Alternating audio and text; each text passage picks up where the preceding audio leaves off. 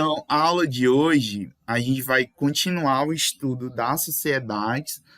A aula passada, a gente começou a estudar, né, os tipos de sociedades, as principais sociedades, e hoje a gente vai estudar a separação, né?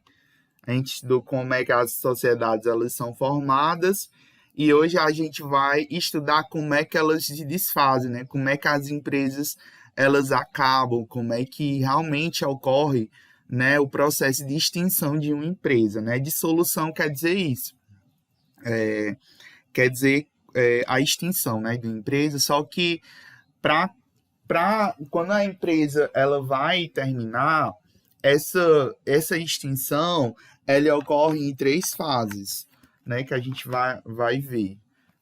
Essa extinção ela ocorre em 3 fases.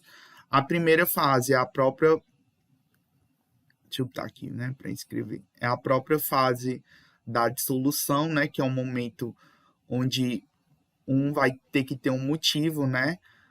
Pensa lá, quando dois ou mais sócios se unem para formar uma sociedade, eles se unem, né? É como se fosse um casamento, né? Assim, onde eles vão compor bens, direitos, e pensando, né? Fazendo esse paralelo entre uma sociedade e um casamento civil. Quando, por exemplo, existe uma separação de um marido e uma mulher, geralmente, né? Geralmente tem um motivo, mas nem sempre tem um motivo, né? Acaba sempre tem um motivo, mas nem sempre necessita de um motivo formal para o divórcio, né? Para dissolução das sociedades, isso é diferente. Para que uma empresa realmente tenha essa dissolução, para que realmente haja uma separação das empresas, é necessário um motivo. A gente vai ver quais são os motivos, né? Quais são o que realmente deve acontecer, né? Quais são as hipóteses para que haja realmente a dissolução da sociedade. Então, a primeira etapa é o motivo, né? Que é a dissolução, que é a fase da solução. Para que realmente ocorra essa fase, tem que ter um motivo. Vou já falar quais são esses motivos. A segunda fase é a liquidação. Na fase da liquidação, ocorre a separação, né, das cotas.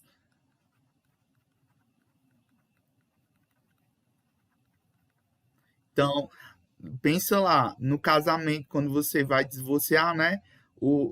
A partilha dos bens, né? Da casa, dos bens e tal. Na sociedade é da mesma forma. A dissolução é realmente quando ocorre, né? E aí vai ter a terceira fase, que é a extinção, que é quando realmente a empresa deixa de existir, né? Então, de fato, ela pode deixar de existir ou não, né? Pode ser parcialmente, ou definitivamente. A gente vai ver essas hipóteses. Então vamos lá.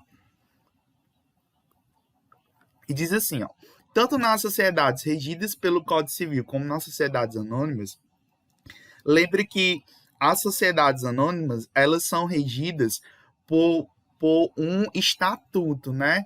As sociedades regidas pelo Código Civil, elas são regidas por um contrato social.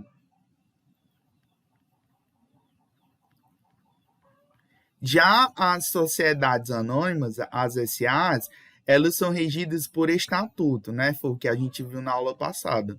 Então, as SAs, né, as sociedades também por ações, são sociedades que são regidas por estatuto.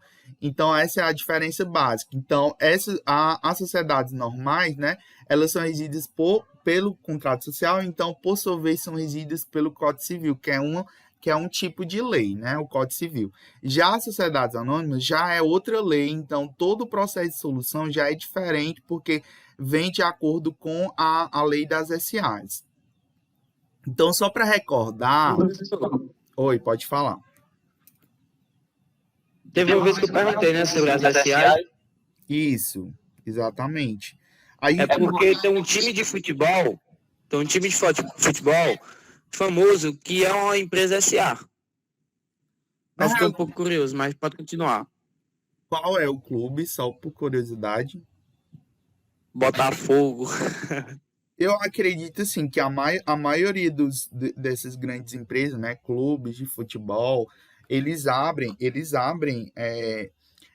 tipo uma sociedade anônima, né, um tipo de empresa só para conseguir capital, captar dinheiro, né? Eles abrem, Sócio colocam torcedor, vários clubes não é isso. só para captar dinheiro de investidor. Então, por exemplo, vários clubes, né? Isso não sei no Brasil, mas no mundo isso acontece muito. E empresários também abrem até o Robert Kiyosaki, né, no livro Pai Rico, Pai Pobre, tem um capítulo, já no finalzinho do livro, ele fala sobre as sociedades anônimas. Ele fala que uma das maneiras de você fugir dos impostos é você abrir um SA. Então, ele fala um pouco sobre essa questão das sociedades anônimas no livro Pai Rico, Pai Pobre. Já no finalzinho do livro, acho que no último ou no penúltimo capítulo. Então, vamos aqui. Só para recordar, na dissolução parcial, eu já passei da parcial. Na passada a gente estava falando da parcial, né? Assim, ficou faltando só a total. Exatamente. Então, na parcial, das sociedades regidas pelo Código Civil, havia um rompimento de um vínculo societário. Então, esse rompimento ele ocorria por um motivo. Quais eram os motivos? No caso de morte, né? E aí, se morresse um dos sócios, né, haveria o ressarcimento dos herdeiros dele. Quando um sócio quisesse sair, né, por vontade própria, e tem toda uma legislação que a gente vai já falar, no caso da hipótese, e nas hipóteses de exclusão. Existem sociedades que elas são criadas por prazos definitivos. Então, no caso de sociedades com prazos definitivos. Por exemplo, tem sociedades que já vai terminar no dia 8 de agosto de 2024. Então, ela já nasce já com a data para acabar.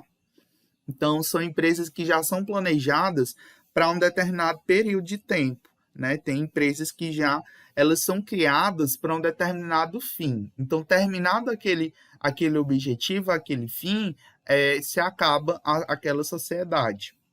Então, é, por exemplo, cria-se uma empresa para um determinado projeto beneficente, né? Cria-se uma empresa e tal para conseguir, né? Para organizar aquilo. E aí, depois que termina aquele projeto, né? Acaba a empresa, né? Acaba aquela sociedade. A primeira observação é que a dissolução não causa o fim da personalidade jurídica, né? A primeira observação é essa, né?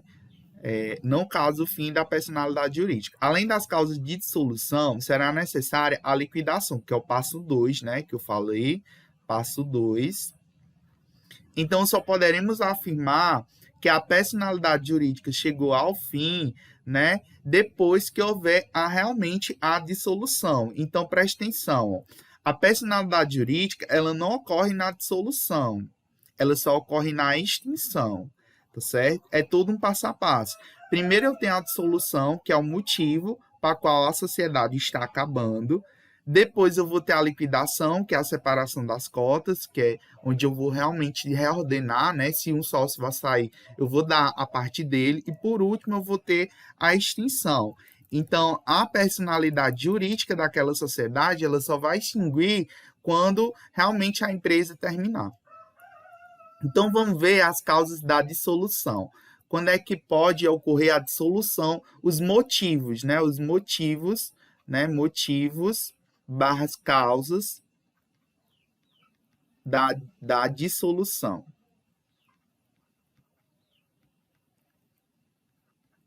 O primeiro motivo é o término do prazo de duração, né? Algumas sociedades, como eu falei, né, são constituídas por prazo determinado. E, como regra, elas são dissolvidas quando o prazo quando termina o prazo de duração, a não ser que antes de terminar esse período ocorra uma alteração contratual, alterando o prazo indeterminado, devidamente averbada na junta comercial. Se não ocorrer essa alteração na SA, será dissolvida, né? Conforme está listado no artigo 206, inciso 1, a linha C da Lei 6.404 de 1976. No caso das sociedades regidas pelo Código Civil de 2002, a dissolução só ocorrerá se houver manifestação, né? Só ocorrerá se houver manifestação de algum sócio, né? Se a sociedade, por outro lado, simplesmente continuar sua atividade e não houver a manifestação de nenhum sócio, então ocorrerá a dissolução. A sociedade continuará a existir regularmente. Então, se na sociedade não houver qualquer manifestação dos sócios, não ocorre a dissolução. Então, a sociedade continua a existir normalmente, né? Então, pelo prazo de término de duração, ele está regrado, né? Mas ele só vai acontecer se não houver manifestação pelos sócios, né? E aí, o segundo motivo é a questão da vontade dos sócios, né?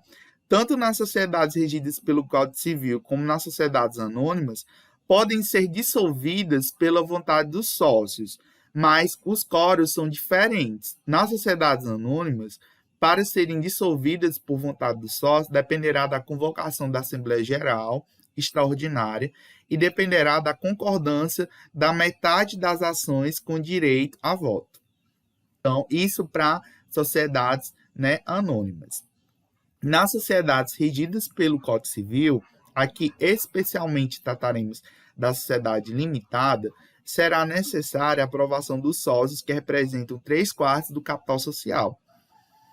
Contudo, pelo princípio da preservação da empresa, ou seja, a compreensão de que uma empresa dissolvida traz problemas para todos que direto ou indiretamente se relacionam com a empresa, como é o caso dos trabalhadores, fornecedores, fisco, etc.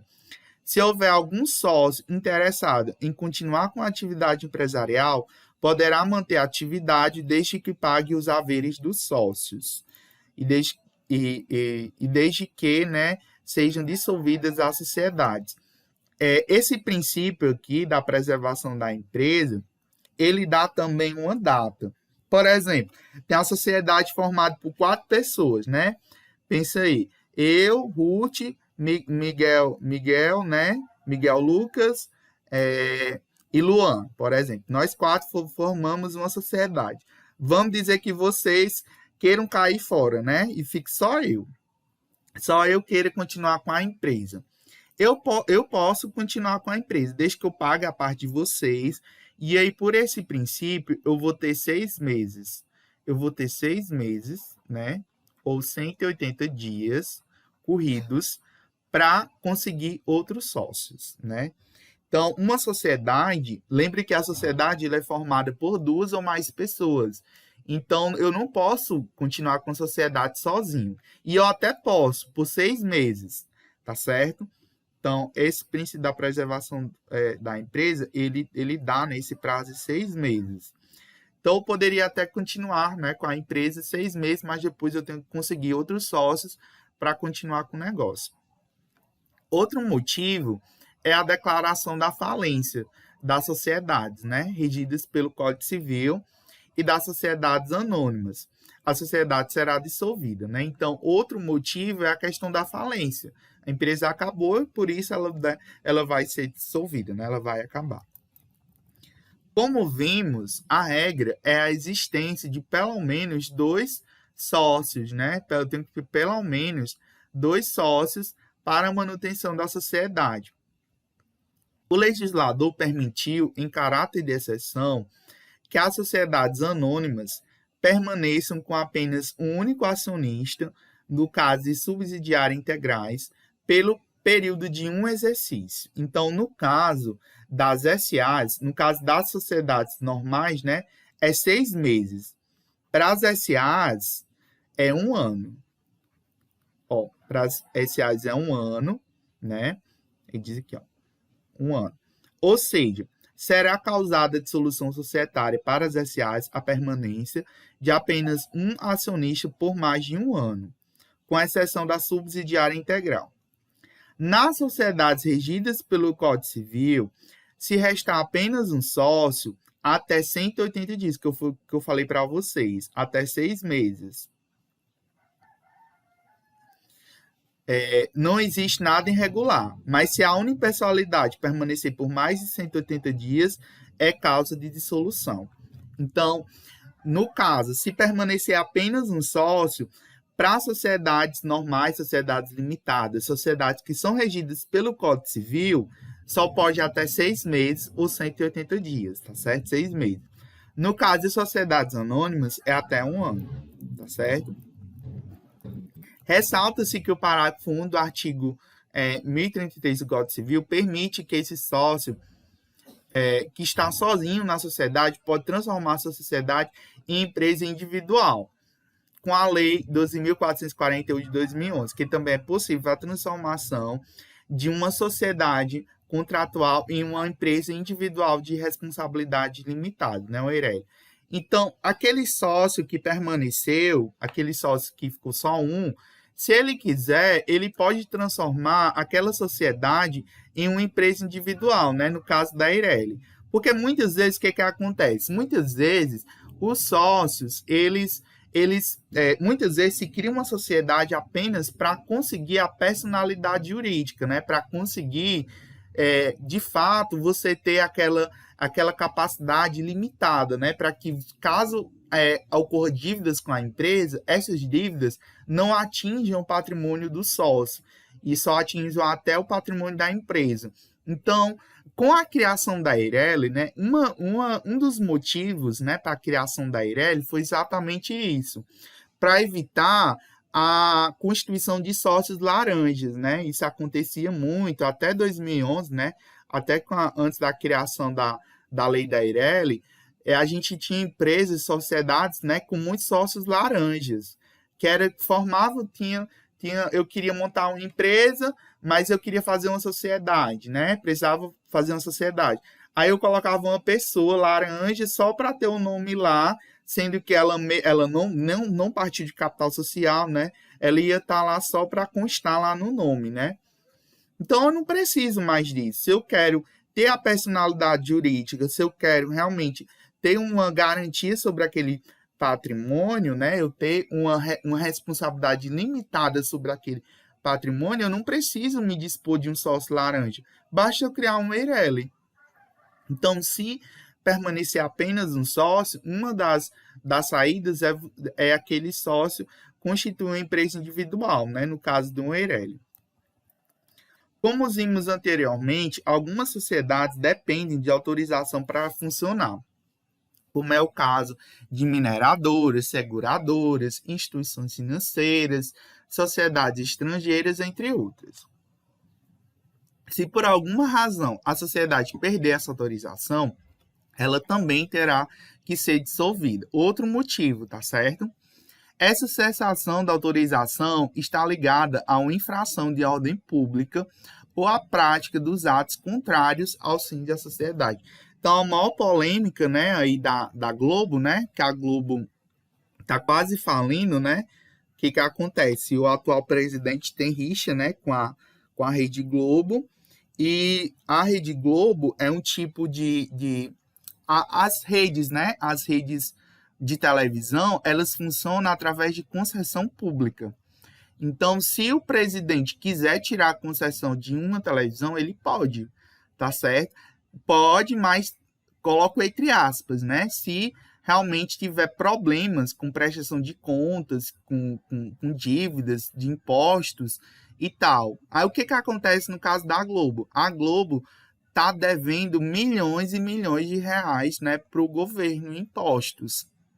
E É tanto que ela já tá aí, já demitiu um monte de ator famoso, já vendeu boa parte, né?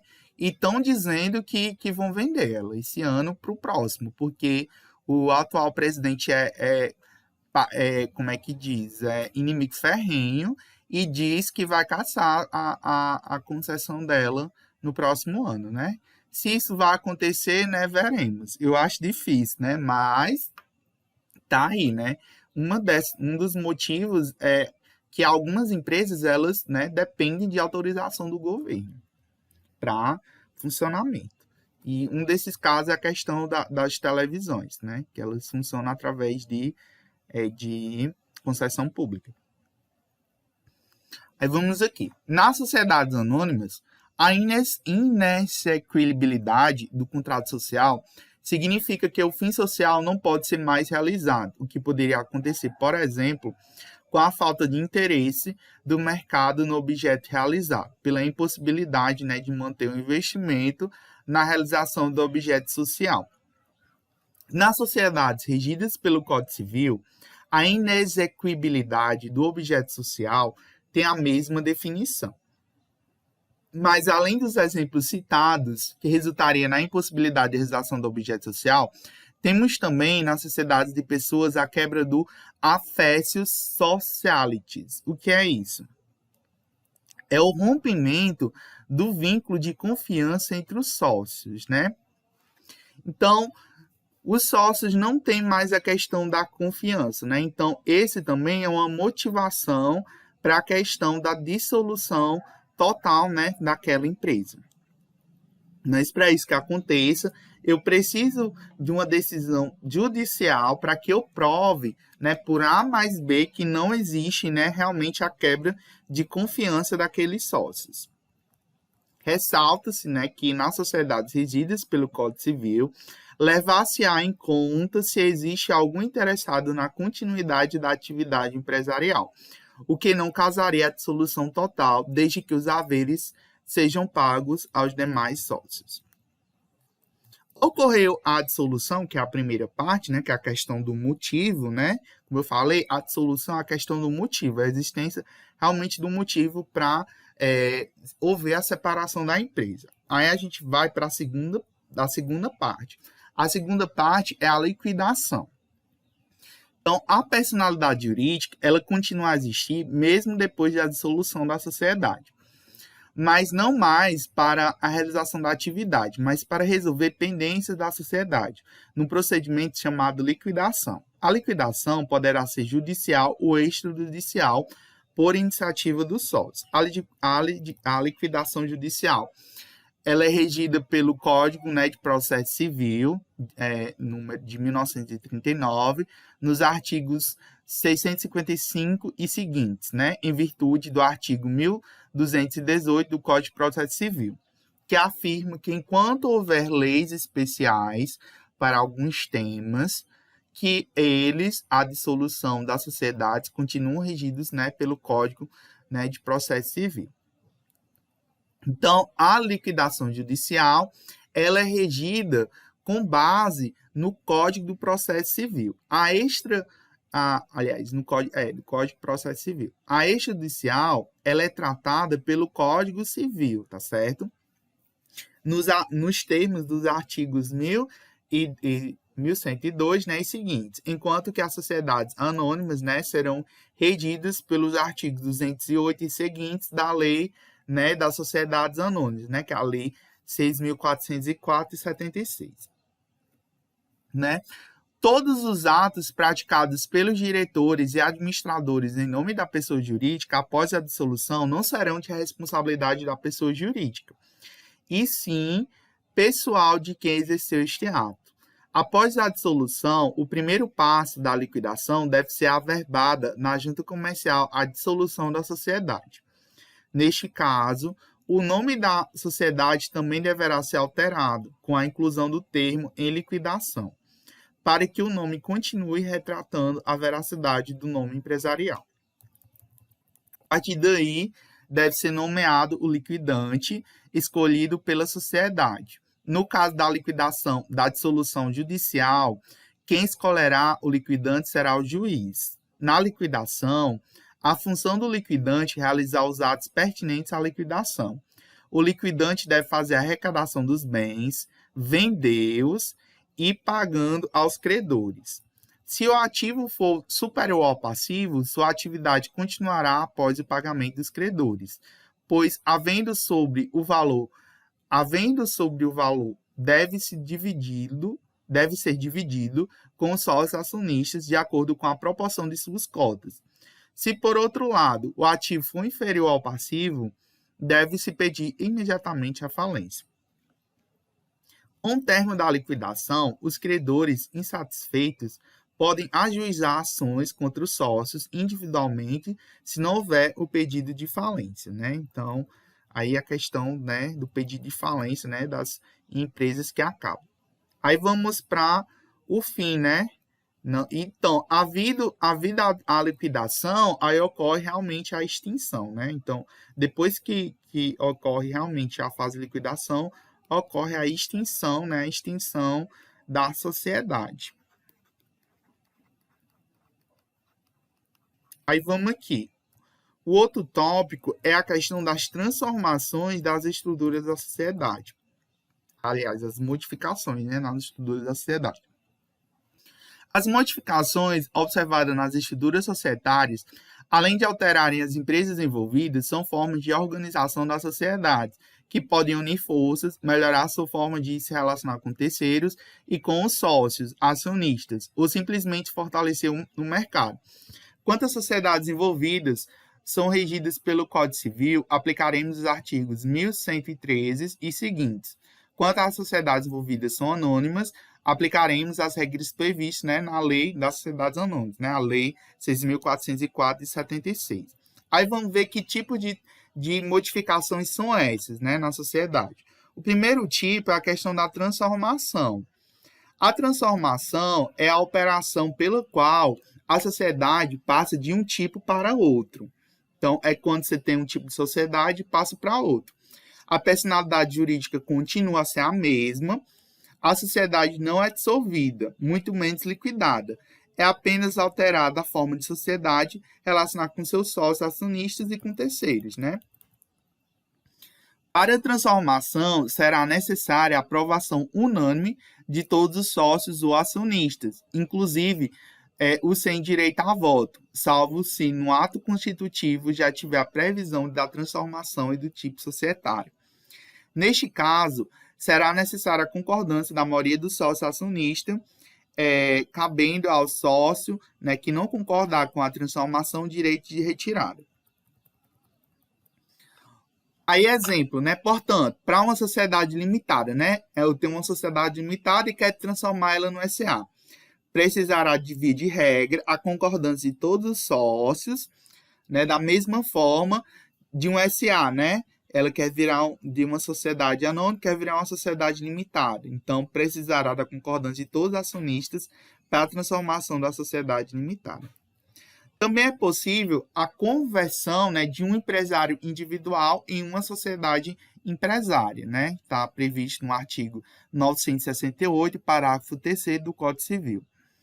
Né? Da mesma forma, é possível que uma sociedade empresária se transforme em um empresário individual.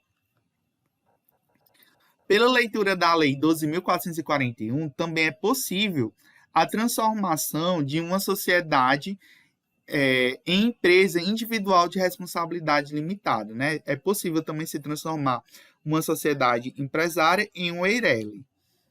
Quando a figura dos credores da sociedade não haverá nenhum problema, né? Pois, de acordo com o legislador, as obrigações são mantidas com as mesmas condições e garantias anteriormente contratadas. Um detalhe relevante, de acordo com o legislador, é que na falência da sociedade transformada, atingirá os sócios que responderem antes da falência, né? Se for perdidas pelos credores constitutivos antes da transformação. Então, caso haja, né, acordo, né, a questão da falência, né, ela atinge todos os sócios, né, mesmo antes, né, da transformação. Outro tipo de modificação na estrutura de uma sociedade é a questão da incorporação. A incorporação é uma operação na qual uma ou mais sociedades são absorvidas uma por outra, né? Ele sucede em todos os direitos e obrigações. Ou seja, né, uma empresa adquire outra, assumindo seu passivo e ativo, né? Quando a empresa se junta a outra, né? Aí tem um tipo, né? Fusão, né? No caso, tem os tipos, né, de incorporação, que a gente vai já ver, né? Que é a fusão. Na incorporação, a sociedade incorporada deixará de existir. A gente vai já entender a diferença de incorporação e de fusão. É como a incorporação é assim, por exemplo, eu tenho uma empresa A e B e elas se juntam para formar uma C. Na incorporação, a empresa A e B, elas deixam de existir, tá certo? E passa a existir apenas a C. Então, na incorporação, a sociedade incorporada, né? No caso a A e a B não. A A existia, tá certo? A B que foi incorporada, né? Foi incorporada. A A, eu tenho a A. Peraí, deixa eu desenhar o esquema certo, né? Para vocês entenderem. Eu tenho a empresa A e eu vou incorporar uma empresa B. Essa B, quando ela for se juntar a A, ela vai deixar de existir. Então, a incorporada, ela deixa de existir. Passa a ser só a A, né? A empresa A. Então, a sociedade incorporada deixa de existir e a incorporadora assumirá todo o ativo e passivo da incorporada. Para que a incorporação aconteça, de acordo com a lei, né, é necessário o seu protocolo e justificativa. O protocolo tem natureza pré-contratual, no qual os administradores das sociedades envolvidas se comprometem a realizar a incorporação, enquanto a justificativa aponta as razões para a realização da incorporação. Da mesma forma, as regras do Código Civil vigente exigem que a aprovação das bases de operação e o projeto de reforma do ato constitutivo, né, exige a questão do quórum, né, de aprovação para a sociedade incorporada, depende da decisão da metade das ações, né, que confere o direito a voto no caso das SAs, e 75% do capital para as sociedades limitadas. No caso das SAs, ter debêntures emitidas, para que a incorporação ocorra, será necessária a concordância dos debenturistas.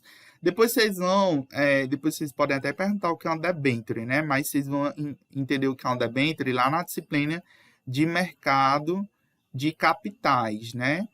Debênture é um tipo de investimento, é como se fosse é um investimento, é como se fosse assim, é um título que uma empresa lança, né? No caso, uma empresa SA, ela lança para conseguir captar recursos. E por esse, é como se você comprasse uma dívida da empresa. Por exemplo, uma empresa lança uma debênture de 3 mil. Aí você, como investidor, você compra aquela debênture, é como se você emprestasse aqueles 3 mil para a empresa, e aí você empresta esse dinheiro para aquela empresa durante um determinado tempo, e quando passar aquele tempo, a empresa vai devolver aquele valor acrescido de juros. Isso é uma debênture, né? É como se fosse um tipo de empréstimo que não é empréstimo, é um empréstimo, entre aspas, né? Um financiamento, é um título, tá certo? Que uma empresa utiliza, né? Com forma de angariar recursos. Vocês vão estudar mais sobre as debêntures lá na disciplina de mercado de capitais. Ou deveriam estudar, né? Dependendo do professor. Não será necessária, né, a concordância dos debenturistas na possibilidade de se resgatar seus títulos em 6 meses.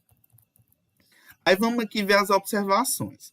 Na incorporação, o acionista dissidente da SA tem direito da retirada na sociedade incorporada, né? Então, se o acionista não concordar com a operação, se ela não concordar com essa incorporação, ele pode se retirar, né? Isso no caso da empresa, né, daquela empresa que está sendo incorporada. Na sociedade incorporadora, que é a empresa que está incorporando, a empresa que está aglutinando, né, o acionista não terá direito de retirada. Então, observe. O sócio dessa empresa aqui, que vai ser aglutinada pela essa empresa A, ele tem direito a se retirar da empresa, se ele não quiser.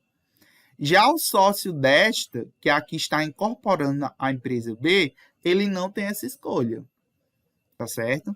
Então, a lei ela deixa bem clara. O direito ele só se dá para a retirada da sociedade que está sendo incorporada, e não da incorporadora. Na sociedade limitada, haverá o direito de retirada. O credor constituído antes da incorporação tem o prazo de 60 dias para requerer judicialmente a anulação da negociação, caso as empresas envolvidas sejam sociedades anônimas, e de 90 dias se as empresas forem reguladas pelo Código Civil. Aí vamos para a fusão, né? Lembra lá do Dragon Ball, né? Vocês lembram lá de Dragon Ball, daquele desenho? Acho que não é do tempo de vocês, não. É do meu tempo, né? Que tinha as fusão, né? De Goku e Vegeta. Vocês estão me ouvindo? Nunca assisti Dragon Ball, mas meu irmão passa de assistir. Anime. Os meninos não lembram de fusão. Anime é da hora. Vamos... É do meu tempo. Pronto, ó. Aqui o que acontece? Na fusão, ó, no caso da transformação, na transformação, o que você tinha? Você tinha uma sociedade, uma B, a incorporação, a B se junta a e a B deixa de existir. No caso da fusão, o que acontece? Na fusão, você tem duas empresas, né? Elas vão se juntar em uma terceira, né? E essas duas, elas deixam de existir, né? Pensa lá no Goku e no Vegeta, né? Eles vão se fundir, né? Não existe mais nem Goku e nem Vegeta, existe outra pessoa, né? Que eu não sei, não lembro mais nem do nome, né? Mas é outra empresa e tem que mudar o nome, tá certo? Não é mais, você não tem mais não existe as mesmas. Então a empresa A e a B, ela deixam de existir e é formada uma nova empresa. Então a fusão, eu também tô ficando velho, por isso que eu digo que é do meu tempo, né? Porque não é mais do tempo de vocês, não. Vocês são mais novos do que eu. Então vamos aqui. A fusão é a operação pelo qual se unem duas ou mais sociedades para formar uma nova,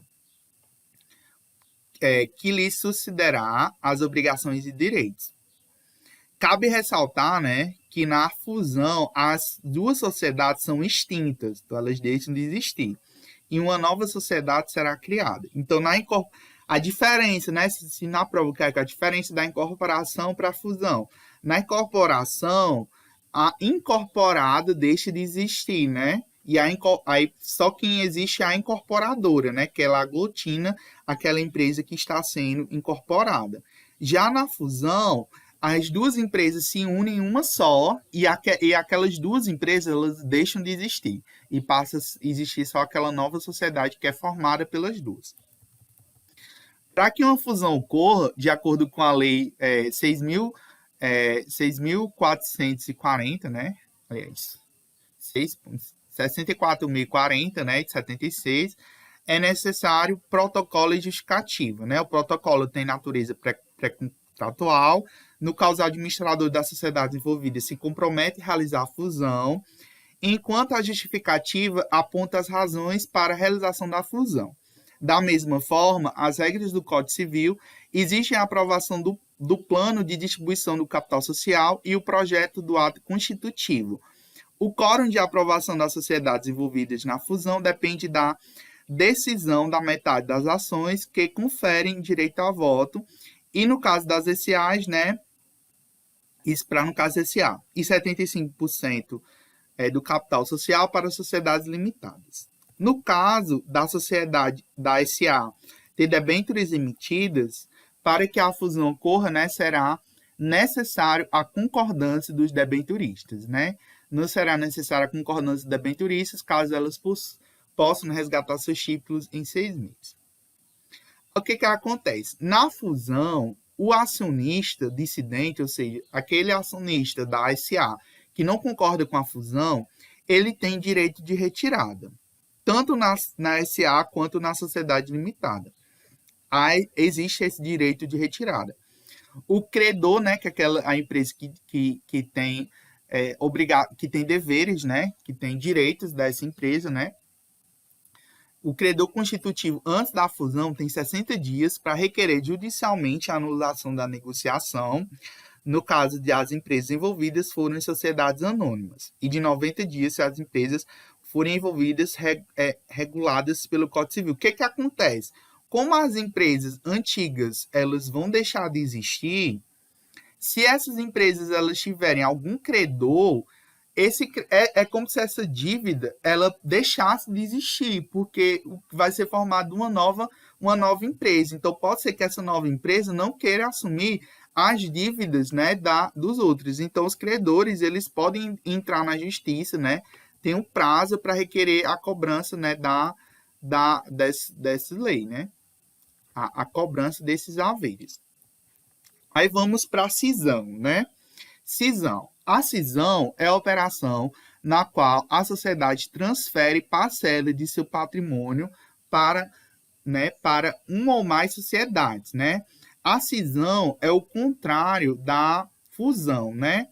É como se eu tivesse aqui uma empresa C e eu tirasse parcelas, né, dessa empresa para duas ou mais sociedades, né? Para uma ou mais sociedades. Extinguindo-se, né, a companhia cindida. Então, é o contrário, a cisão é o contrário da fusão, né? Na fusão, você tinha duas empresas, né, que fundavam uma terceira, né? E as duas deixavam de existir. Na cisão, ela é o contrário, né? Você tem uma empresa que se parte em duas ou mais e ela deixa de existir. Então, a cisão é a operação no qual uma sociedade transfere, né, parcela de seu patrimônio para uma ou mais sociedades constituídas para esse fim ou já existentes, extinguindo-se assim a companhia cindida. A cisão, né, poderá ser feita integralmente ou dividindo-se seu capital na chamada cisão parcial. Tanto na cisão parcial como tanto na cisão total como na parcial, as sociedades que adquirem, né, parte de uma sociedade cindida respondem pelas obrigações assumidas na proporção do patrimônio da sociedade cindida.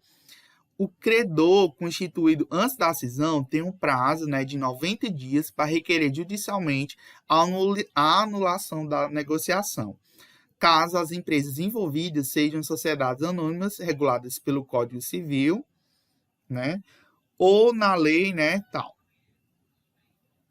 No caso da SA ter debêntures emitidas, para que a cisão ocorra, será necessária a concordância dos debenturistas. Não será necessária a concordância dos debenturistas, caso esses possam resgatar seus títulos dentro do prazo de 6 meses. Na cisão, não há o direito de retirada das sociedades limitadas, né? Então, não ocorre cisão para a questão de retirada das sociedades limitadas. Porém, nas SAs, o acionista dissidente possui o direito de retirada, caso a cisão implique que, né, a mudança do objeto social, salvo quando o patrimônio cindido for vertido para a sociedade cuja atividade preponderante coincida com a decorrente do objeto social da sociedade cindida, redução do dividendo obrigatório ou participação no grupo de sociedades. Aqui é quando, né, realmente o sócio, né, é dissidente, né? Então, a cisão, ela implica basicamente isso, a mudança, né, do objeto social da empresa, né, redução do dividendo, né, ou participação do grupo de sociedade.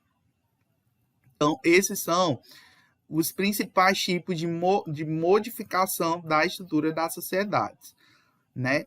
Basta vocês entenderem, basicamente, o que é uma transformação, né, uma transformação, o que é uma incorporação, o que é uma fusão e o que é uma cisão, né? Vamos só explicar por cima. Uma transformação, uma empresa se transforma, uma sociedade se transforma em outra. Então, tipo, uma sociedade limitada se transforma no SA e vice-versa, né? Uma sociedade se transforma em outro tipo de sociedade. Essa é a transformação.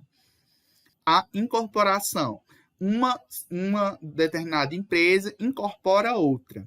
E aí, quando ela incorpora outra, como ela se junta a outra empresa, essa empresa que está sendo incorporada deixa de existir.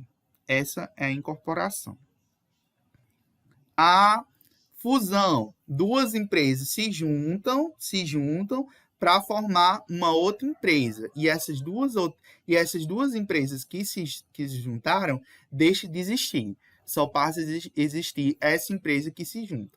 Um exemplo de fusão é o Itaú Unibanco, né? Antes a gente tinha o Itaú, né? Aliás, o Itaú Unibanco é um tipo de incorporação, né? Porque o Unibanco deixou de existir, né? Um exemplo aqui, né? Itaú Unibanco.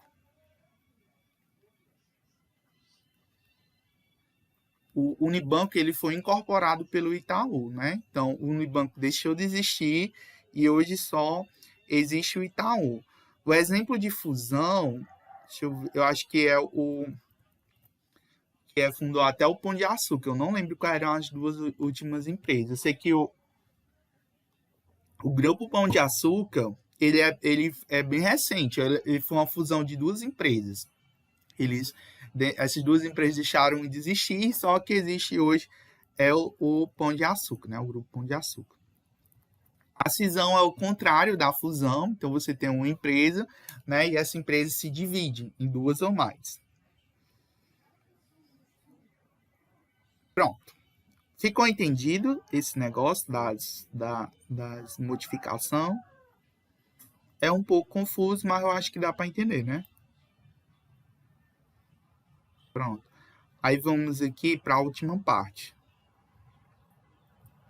A última parte é a questão das participação das sociedades, né? As sociedades filiadas ou coligadas. Para o Código Civil de 2002, as sociedades serão consideradas coligadas ou filiadas quando existe entre elas a participação de 10% ou mais do capital social, sem que ocorra controle societário. Para a lei, né, a lei das SAs, né, são coligadas as sociedades nas quais a investidora, né, tenha poder de participar das decisões financeiras. Também na fixação de diretrizes da sociedade investidas, sem controlá-la. Presume-se a influência significativa quando a investidora for titular de 20% ou mais do capital volante, sem controlar a investida. Como regra geral, não existe solidariedade entre as sociedades coligadas ou filiadas, né, de acordo com o artigo 266 da lei, né, 6.044. Aqui é quando você tem sociedades que elas são filiadas, né? O que é uma empresa filiada? O que é uma empresa filiada? São empresas que se unem, né, para formar um determinado negócio, né? Então, uma empresa investe em outra, né? Então, você tem isso, né? Você pode ter empresas que investem em outra. Então, acontece isso, né? Então, as relações, né, entre sociedades, a estrutura administrativa do grupo, a coordenação ou subordinação dos administradores das sociedades filiadas serão estabelecidas, né, da convenção do grupo, mas cada sociedade conservará personalidade e patrimônio distinto. Entretanto, em algumas situações é possível a responsabilização solidária ou subsidiária. Primeira situação, sanção à infração da ordem econômica, né? De acordo com o artigo 33 da Lei 12.529/2011, serão solidariamente responsáveis as empresas ou entidades integrantes do grupo econômico de fato ou de direito que pratiquem, né, infração de ordem econômica, né? Então, infringiu algo de ordem econômica, né? Infringiu alguma lei, né? A questão de dinheiro, né? Então, deixou de pagar algum tributo ao fisco, né? Deixou dívidas, né? Dívidas a algum terceiro, né? A um fornecedor terceiro. Isso, né, cabe sanção. Situação 2, obrigações previdenciárias, né? Deixou de pagar as obrigações previdenciárias, né? De acordo com o artigo 30, inciso 9 da Lei 8.212 de 91, as empresas que integram um grupo econômico de qualquer natureza respondem entre si solidariamente pelas obrigações decorrentes dessa lei. E uma situação 3, né, nas relações de consumo. De acordo com o artigo 28, parágrafo 4º do Código DC, né, as sociedades coligadas só responderão por culpa. Aí nós temos a sociedade simples por participação, né? Na simples coparticipação ocorre investimento de uma sociedade em outra, né? Inclusive a possibilidade de exercer o direito a voto, porém sem nenhuma influência significativa na gestão da sociedade. De acordo com o artigo 1100 do Código Civil, é de simples participação na sociedade de cujo capital outra sociedade possua menos de 10% do capital com direito a voto. As sociedades controladas. São sociedades controladas aquelas que detêm a maioria dos votos da sociedade controlada, que assegurem a preponderância das deliberações sociais e o poder de eleger a maioria dos administradores. Também pode ser chamada de incorporação por ações, né? Como regra geral, não existe solidariedade entre sociedades controladas e controladoras. Nos artigos, né? Nos termos do artigo 266 da lei, né, da Lei das Sociedades Anônimas, diz o seguinte: as relações entre as sociedades, a estrutura administrativa do grupo e a coordenação ou subordinação dos administradores das sociedades filiadas serão estabelecidas na convenção do grupo, mas cada sociedade conservará personalidade e patrimônio distintos. Entretanto, algumas situações é possível a responsabilização solidária ou subsidiária. Aí tem os tipos, né? A primeira situação, sanção as mesmas sanções, né? Sanção à infração da ordem econômica, obrigações previdenciárias e, no caso aqui, obrigações trabalhistas, né? Sempre que uma ou mais empresas, tendo embora cada uma delas personalidades jurídicas próprias e estiverem sob direção, controle e administração de outra, constituindo grupo industrial, comercial de qualquer outra atividade econômica, serão, para efeitos, a relação de emprego solidariamente responsáveis entre a empresa principal de cada uma das subordinadas. E nas relações de consumo. Outro tipo, né, de relação é a questão do consórcio, né? O consórcio entre empresas ocorre quando duas ou mais sociedades combinam seus esforços e recursos para o desenvolvimento de um determinado empreendimento, sem existir solidariedade entre tais sociedades. O consórcio, por sua vez, não possui personalidade jurídica. A figura societária será constituída mediante contrato aprovado pelo órgão da sociedade competente para autorizar a alienação dos bens do ativo, né, no circulante da qual constarão, né? Aí o que vai constar, né, nesse contrato, né? A designação do sócio, o empreendimento que constitui o objeto do consórcio, a duração, endereço foro, a definição das obrigações e responsabilidade de cada sociedade consorciada e das prestações específicas, normas sobre recebimento de receitas e partilha de resultados, normas sobre a administração do consórcio, contabilização, representação das sociedades consorciadas, taxa de administração se houver, forma de deliberação sobre assuntos de interesse comum, como o número de votos que cabe cada consorciado, contribuição de cada consorciado para as defesas comuns se houver, né? O contrato do consórcio, né, e suas alterações serão arquivadas, né, na Guilda Comercial do lugar de sucesso, né, devendo a certidão do arquivamento ser publicada. Aí aqui, né, são as situações, né, em que essas empresas que estão com consórcio, elas podem ser, né, punidas, né, no caso de obrigações com consumidores, né, elas respondem obrigações trabalhistas, no caso de licitações, né, também. Outra forma de relação da empresa muito interessante são as joint ventures, né, duas ou mais sociedades se associam, né, para realizar uma determinada atividade com objetivo lucrativo, né. Essas sociedades precisam ser independentes entre si, não podem participar dessas associações sociedades coligadas, controladas, ou participando de qualquer forma de grupo econômico. A associação dessas sociedades deve ter como objetivo uma determinada atividade, né? Podem ou não constituir uma sociedade ou simplesmente estabelecerem regras de participação. Pronto. E é isso. Tá certo? Termina aqui o conteúdo. Gente, eu sei que é muita coisa, né? Mas graças a Deus